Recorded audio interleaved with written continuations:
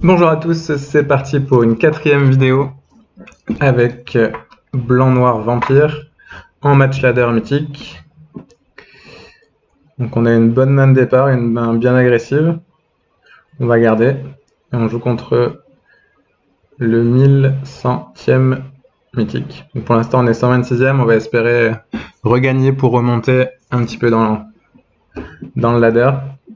J'ai peur que si on perd une deuxième fois de suite, on va être rétrogradé à la 300e place et ça va être dur de remonter. Donc vraiment un match à enjeu si on veut essayer de terminer dans les 100 premiers, voire mieux. Donc on va voir ce qui se passe. Notre adversaire mulligan. Donc nous là on va jouer pleine et la 2-1 pour pouvoir jouer les deux autres créatures à 1 mana autour d'eux.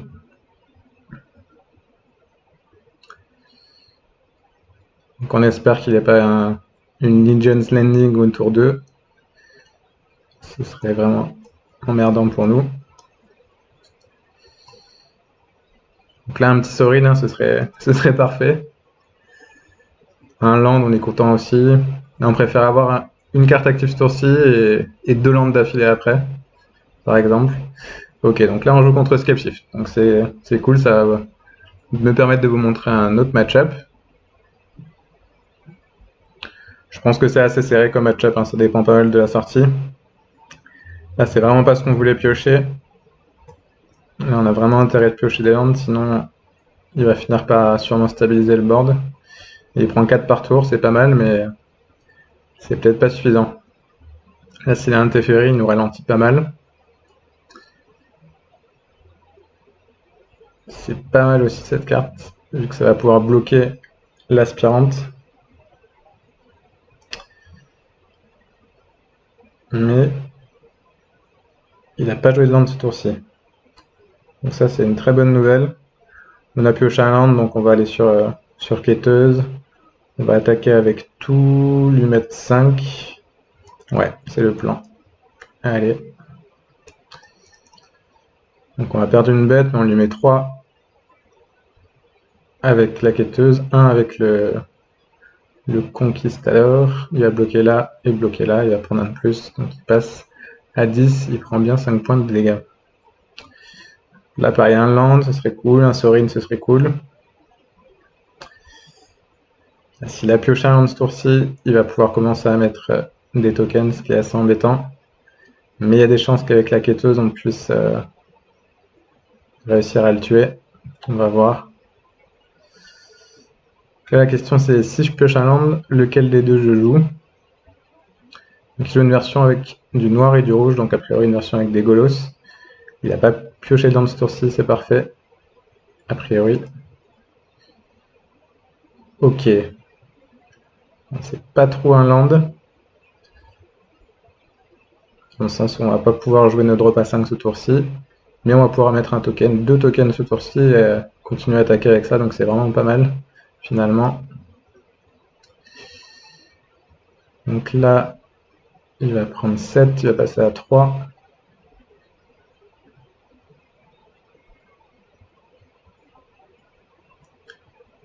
Que je pense qu'il va chain bloquer ici. Il passe à 3, et là, s'il n'a pas un removal de masse, je pense qu'on a gagné.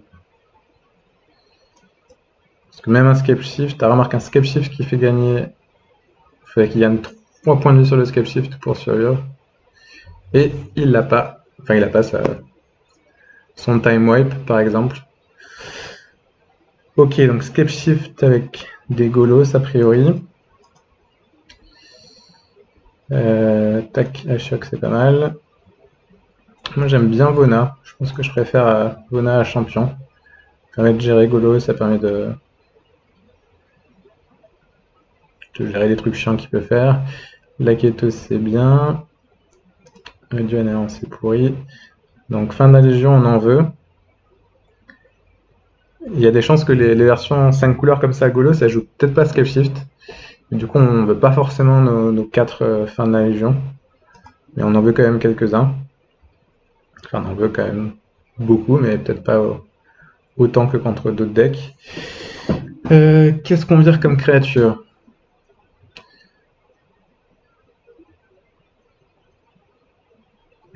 On va virer 2-3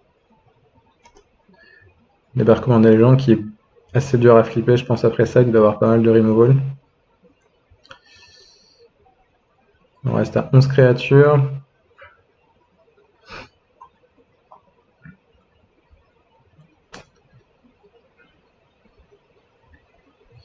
Gideon, c'est pas terrible parce que ça se fait bloquer facilement. Ouais, je pense qu'on est pas trop mal comme ça. Allez, on va tenter comme ça.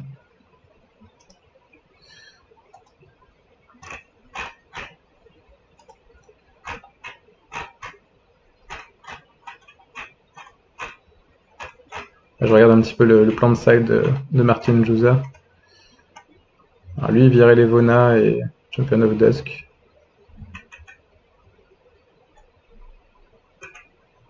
À voir. C'est super important de gérer Golos, sinon ça part en couille vraiment. Evona est très bien pour ça. Après, c'est sûr que ça prend bien Teferi, donc c'est un peu embêtant. À voir. On n'a pas une main terrible là, franchement. Un peu trop de land, pas de Sorin. Pas une grosse pression. Je vais mulliganer. Ah. C'est pire. C'est pire, c'est pire. Mais bon, on joue. Si on pioche une créature en 2 draws, on n'est pas trop mal. Je vais garder, mais il faut vraiment que je fasse. Si je pioche une créature, ça peut le faire, mais sinon je pense que c'est mort. Je me demande qui est-ce qu'on prend entre Vona et Champion. Je pense qu'on va garder la quêteuse pour avoir un drop à 4, et je pense que je vais garder le Champion. Je vais avoir besoin de piocher des cartes à mon avis pour continuer à mettre la pression et voir piocher une Legion's End. Ok, c'est pas trop ce qu'on voulait piocher, là faut vraiment qu'on ait un Daton Vanguard ou même une petite créature, ce serait cool. Sinon ça va être compliqué. Et on pioche encore là, on est vraiment pas bien. On a une sortie beaucoup trop lente pour je pense gagner dans ce match-up, mais bon, on ne sait jamais, hein, si lui aussi il a une sortie très lente, mais il a gardé à 7. Je pense qu'il va pas avoir une sortie lente.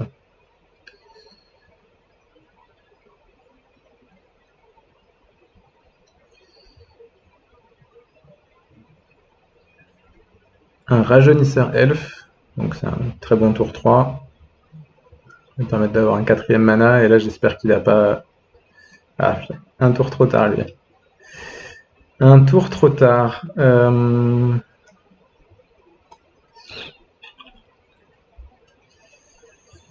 Là, si on fait Sorin moins et qu'il a un Teferi pour Boonsessa, on perd notre Sorin, ce serait assez grave. Et on pioche une carte, on met une 4-4 pour lui mettre la pression. Parce que juste jouer ça, ça me paraît pas génial. Alors, on va prendre des risques, hein. Je pense qu'on est assez derrière. Il faut prendre des risques. Espérant qu'il n'ait pas Sorin. Qu'il n'ait pas Teferi, pardon. Pioche un 6ème land. C'est vraiment pas ce qu'on voulait piocher. Là, on espère qu'il n'ait pas Teferi ou la route là, qui permet d'aller chercher 2 lands. Il a Teferi malheureusement. Ouais.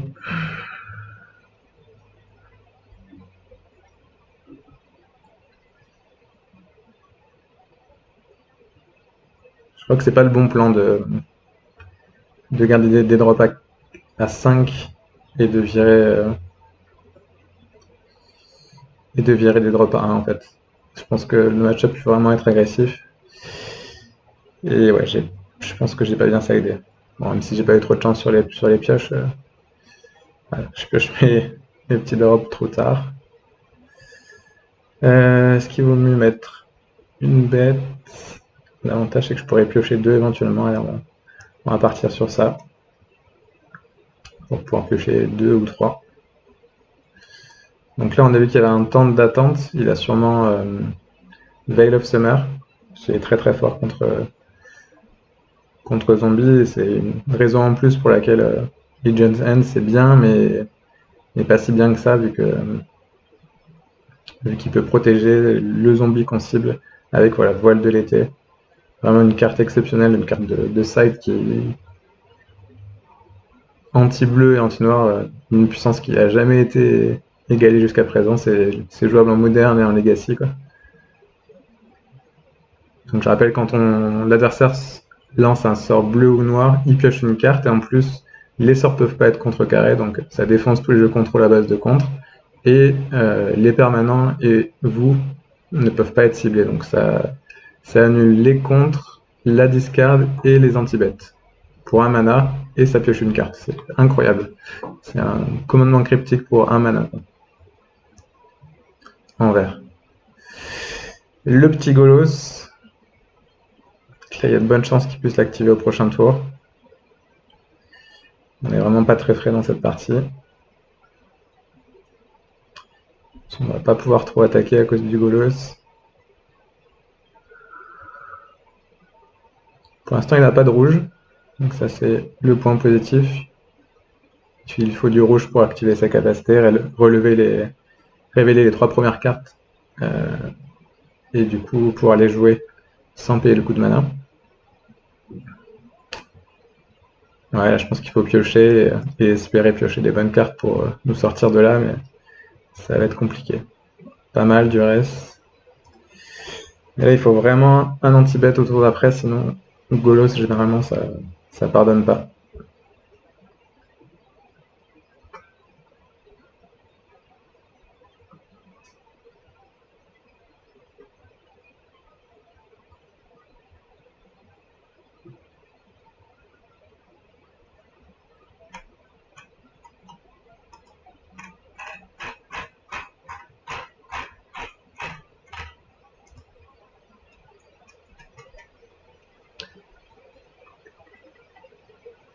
On va sider différemment, on va virer les drops à 4 et jouer tous les drops à 1 qu'on peut jouer.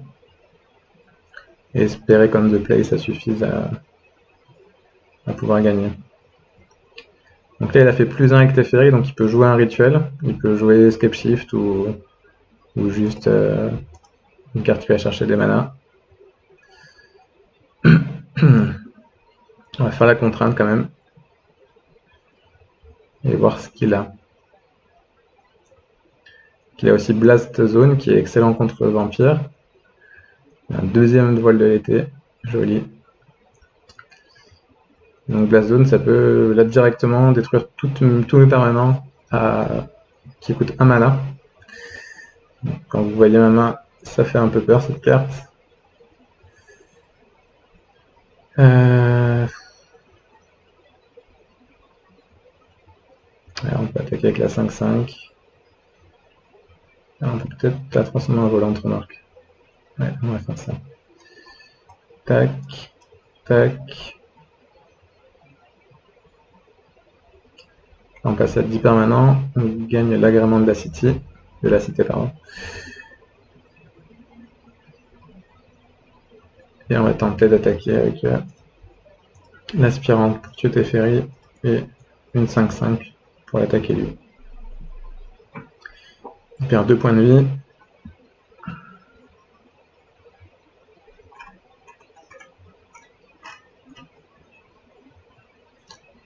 J'ai vu des gens qui enlevaient un Sorin aussi contre Nexus. Contre Escape Shift, pardon. Pourquoi pas? C'est vrai que là, on va avoir moins de drop à 4. Donc son effet -3 est beaucoup moins fort. Donc voilà. Il a à peu près ce qu'il faut. Et on va pouvoir tuer notre champion en mettant 2 autres tokens en plus. Il a du rouge en plus, donc il peut activer Golos. On va pas constater tout de suite juste pour voir ce qu'il va nous faire, et ça devrait être sympa pour voir un peu ce qu'il a d'autre comme bonne carte aussi. Ça vaut le coup pour essayer de tourner autour à la 3ème game. là, les Duress, c'est une bonne carte, mais ça s'empale vraiment contre sur Voile de l'été, donc c'est un peu dommage.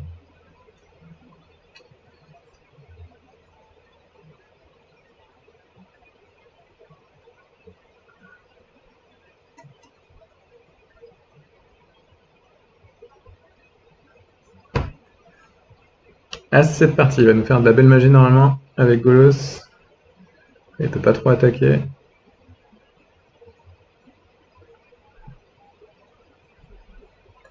Il peut mettre 2 quoi.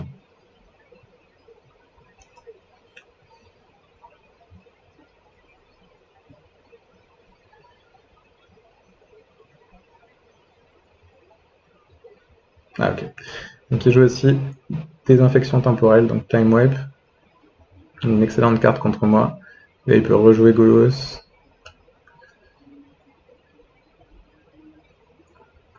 Encore une fois, la game est finie, mais je vais laisser un tour ou deux de plus pour voir un peu ce qu'il révèle avec Golos.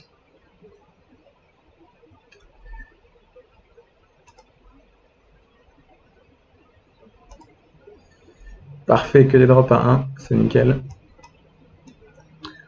Ils vont pouvoir tous mourir sur Blast Zone.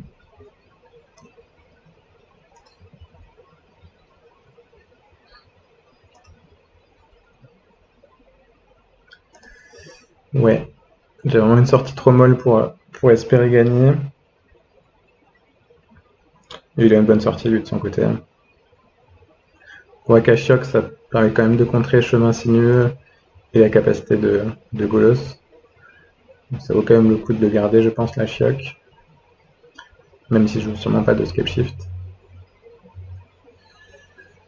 On va bloquer avec le chevalier, je vais booster. Pour prendre 2 dégâts de moins. Pardon.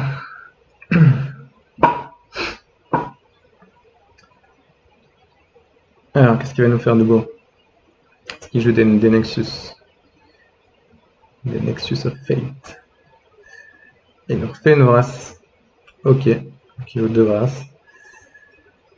Donc on est obligé de garder les Duress. On ne peut pas se permettre de prendre des Vrasses à répétition. Donc,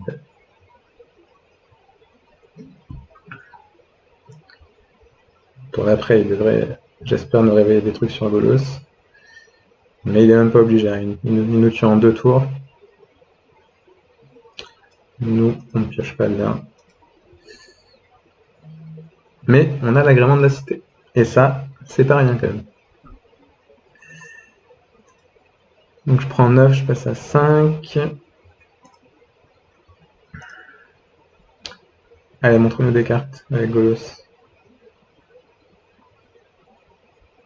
Allez, fais-toi plaisir, un petit coup de Golos là. Je sais que t'en as envie. Je sais qu'il en a envie, mais il va peut-être résister à la tentation. Hydra. Ok. Intéressant à savoir aussi qui joue Hydra.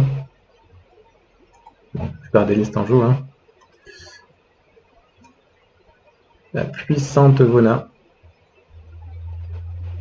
On lui montre qu'on en a une. Comme ça, on va pouvoir bien la décider après side. À la 3e game.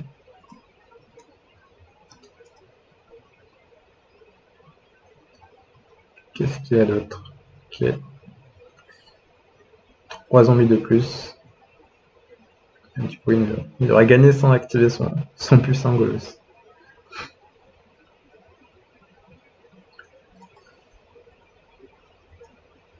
Donc, je pense qu'il faut quand même garder les Mortify. Hein. Golos, c'est vraiment trop fort. On va virer les drops à 4, ajouter les drops à 1.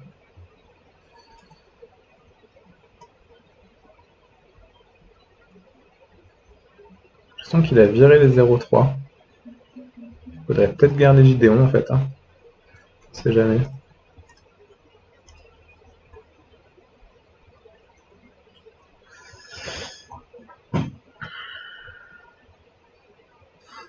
À voir.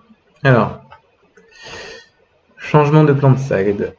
On va virer les drops à 4. Je pense qu'on peut virer un land. Du coup, ce sera peut-être pas le land blanc, on va voir. On va remettre les drops à 1. 13, c'est pas mal. Hein.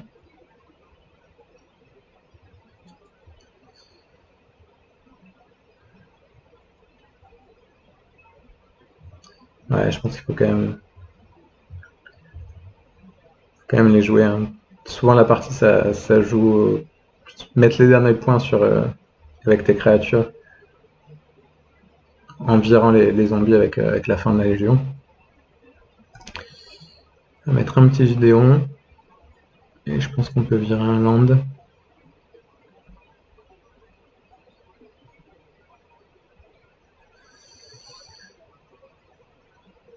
Pour mettre le deuxième Gideon.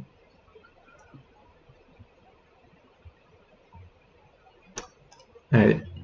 Du coup, on va virer un land noir pour avoir plus de chances d'avoir double blanc. Mais bon, c'est un peu. Je sais pas trop quel est le mieux. Je pense que avoir Gideon au tour 3, c'est quand même plus important. Enfin, quoique. À choc, c'est vraiment super important aussi au tour 3.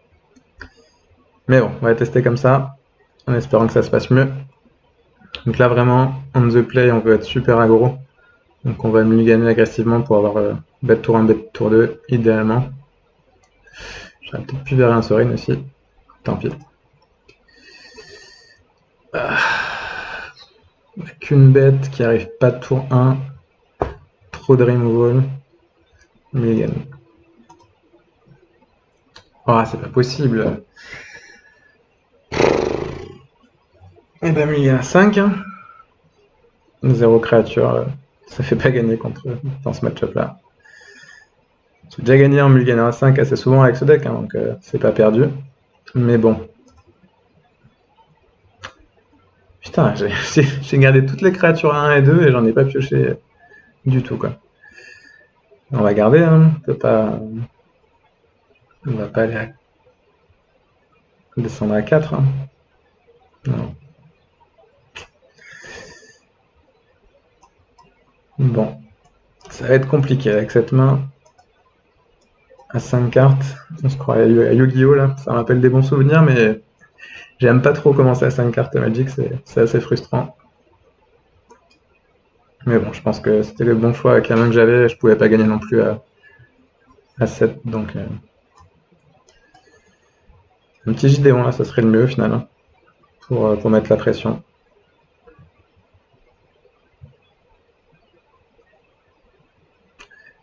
Finalement, ils avaient. Donc Gideon est beaucoup moins bien.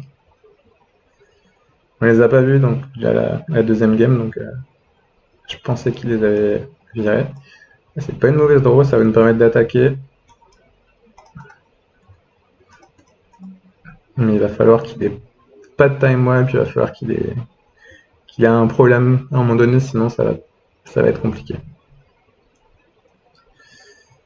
Ok.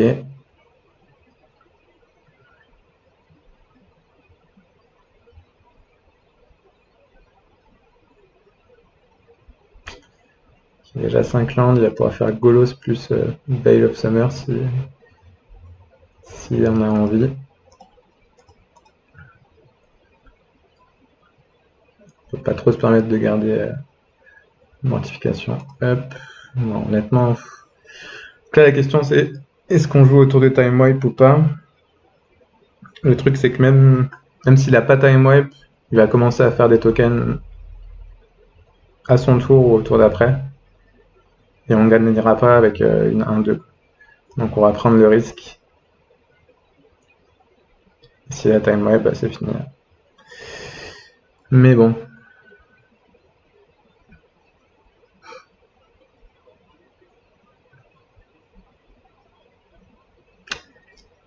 Il a time wipe. Bravo à lui. On va bien descendre en classement. Voilà. Bon. Mais tant pis. C'est dommage. J'étais monté 55ème, je me disais, il y a encore une ou deux victoires et je suis top 20, ça aurait fait super plaisir. Bon, c'est pas grave. Hein. L'important, c'est que je reste dans les 1200 premiers. J'espère que ce sera le cas, que je vais pas trop redescendre. Mais là, on va avoir du mal à remonter. Surtout sans piocheur à 4. Enfin, sans champion of desk.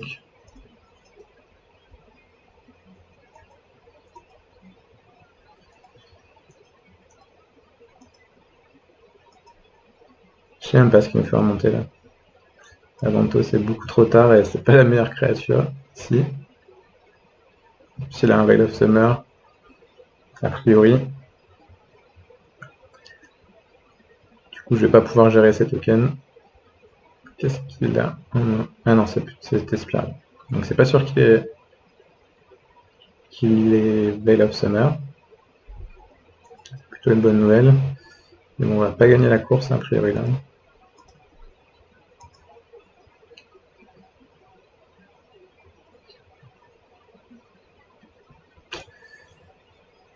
Un deuxième champ des morts. Une hydre? Allez, une petite hydre. Non, c'est bien aussi là. Ça a mis pas mal de tokens.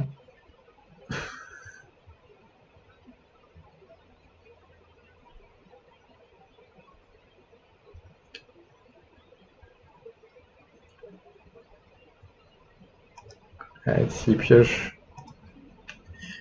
S'il a rien en main, et qu'il pioche que des 0-3 d'affilée, sans land, je peux peut-être revenir un petit peu. Mais bon, c'est assez impossible. Bon, ça c'est très bien. Donc ouais. Là je vais virer tous les tokens, il va chum bloquer je pense. Et si pendant plein de tours il pioche, honnêtement, il n'y a pas grand chose qui est nul dans son deck à ce moment-là. Il n'y a que cette carte là qui a un mauvais top deck, sinon un land, ça lui fait 2 zombies. De 2 c'est suffisant pour gagner. Et après tout le reste, Golos, Krasis, Teferi, des cartes comme ça, c'est super fort pour lui. Mais bon, on sait jamais. On va dire là, il y a peut-être une chance sur 1000 que je gagne cette partie, donc on va aller jusqu'au bout. Ah, Ashiok, parfait. Just on time. Right on time. Non, on sait jamais. Hein. Là, il faut qu'il pioche à 0-3. Et après, je joue à Ashiok et il pioche que des cartes qui vont chercher que des chemins. Et ça peut le faire. Allez, on y croit. 11. Après, j'ai que 6 tours après pour le tuer. Easy. Mais, on ne dirait pas. Quoique. C'est peut-être la 0-3, hein, s'il la joue pas. Non, c'est pas la 0-3. Ok. Allez, rien. Rien. Je sais même pas ce que je peux piocher pour être un peu plus dans cette game. Peut-être le Sanctum Seeker, la 3-4 qui fait les drames de vie. Peut-être. Mais certainement pas une Hydroid Krasis. Ah, c'est fini. Il pioche 4 cartes. Il va piocher. Enfin, il va avoir du gaz pour pouvoir poser d'autres tokens. Donc bien joué à lui. C'est fini. Voilà, je vais juste voir ce qu'on pioche et concéder.